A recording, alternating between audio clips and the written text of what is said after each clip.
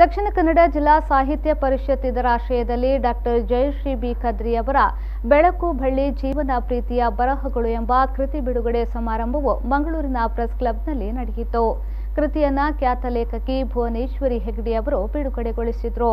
ಬಳಿಕ ಮಾತನಾಡಿದ ಅವರು, ಜೀವನದ ಕುರಿತಾಗಿ ಧೋರಣೆಯನ್ನಿಟ್ಟುಕೊಂಡು ಬರೆದಂತಹ ಪುಸ್ತಕ ಇದು ಎಂದು ಹೇಳಿದರು.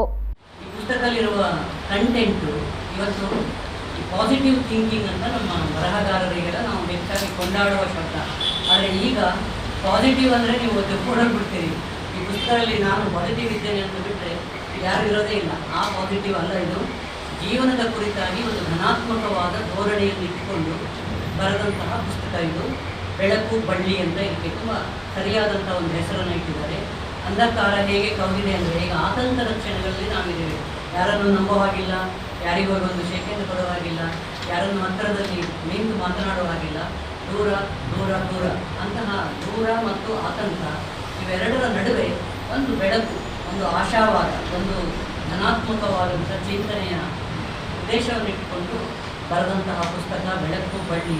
ಇವತ್ತು ಟೀಚರ್ಸ್ ಡೇ ಆಗಿ, ಯಾಕಂದರೆ ಎಲ್ಲರೂ ಅವರವರ ಕ್ಷೇತ್ರದಲ್ಲಿ ಸ್ತಬ್ಧರಾಗಿ ಕೂತ್ಬಿಟ್ಟಿದ್ದಾರೆ. ಬಹುಶಃ ಕ್ಷೇತ್ರಗಳಲ್ಲಿ ಎಲ್ಲೂ ಕೆಲಸವೇ ಇಲ್ಲದೆ ಕೂತಂಥ ಸಂದರ್ಭದಲ್ಲಿ ಅಧ್ಯಾಪಕರಾದವರು, ಸಾಹಿತಿಗಳಾದವರು, ಬಹುಶಃ ಹೆಚ್ಚು ಚಟುವಟಿಕೆಗಳಿದ್ದವರು ನೀವು ಮಾತ್ರ.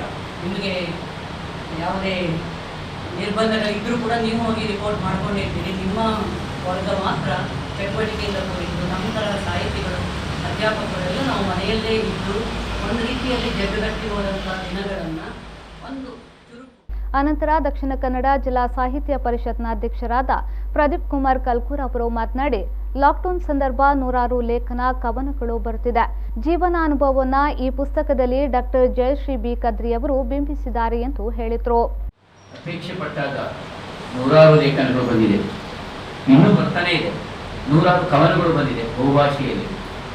ಅರ್ಥಾತ್ ಜನ ಕುಳಿತಲ್ಲಿಯೇ ಒಂದರ್ಥದಲ್ಲಿ ಸ್ತಬ್ಧತೆಗೆ ಒಳಗಾದದಿದ್ದರೂ ಇವತ್ತು ಪುನಶ್ಚೇತನವಾಗ್ತಾ ಇದ್ದಾರೆ, ಬದುಕಿಗೆ ಕಲಿತಾ ಇದ್ದಾರೆ.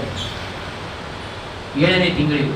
1 ತಿಂಗಳ ಅವಧಿಯಲ್ಲಿ ಅವರ ಅಭಿಪ್ರಾಯ ಬೇರೆ ಇದ್ದರೆ 3 ತಿಂಗಳ ಅವಧಿಯಲ್ಲಿ ಮಗದೊಂದು ಅಭಿಪ್ರಾಯ, ಈಗ 7ನೇ ತಿಂಗಳಲ್ಲಿ ಮತ್ತೊಂದು ಅಭಿಪ್ರಾಯ. ಇದರೊಂದಿಗೆ ಬದುಕಲಿಕ್ಕೆ ಕಲಿತಾ ಇದ್ದಾರೆ ನಮ್ಮ ಮಕ್ಕಳು ಸಹಿತವಾಗಿ.